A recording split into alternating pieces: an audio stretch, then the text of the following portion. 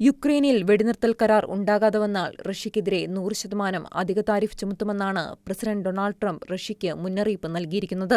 സമാധാന ചർച്ചകൾക്ക് റഷ്യയെ പ്രേരിപ്പിക്കുക എന്ന ലക്ഷ്യത്തോടെയാണ് ട്രംപിന്റെ ഈ നിർണായക പ്രസ്താവന. തങ്ങൾ രണ്ടാംഘട്ട താരിഫ് നടപടികളുമായി മുന്നോട്ടു പോവുകയാണ്. യുക്രൈനെതിരായ യുദ്ധകാര്യത്തിൽ 50 ദിവസത്തിനുള്ളിൽ തീരുമാനമുണ്ടാകണം.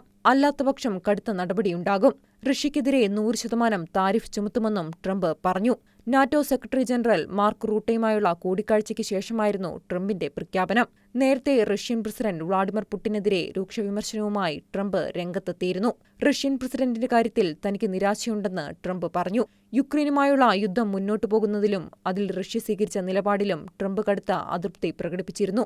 യുദ്ധം അവസാനിപ്പിക്കാനുള്ള ചർച്ചകൾ പുരോഗമിക്കുന്നതിനിടെ റഷ്യ ആക്രമണം കടുപ്പിച്ചതും ട്രംപിനെ ചൊടിപ്പിച്ചിരുന്നു.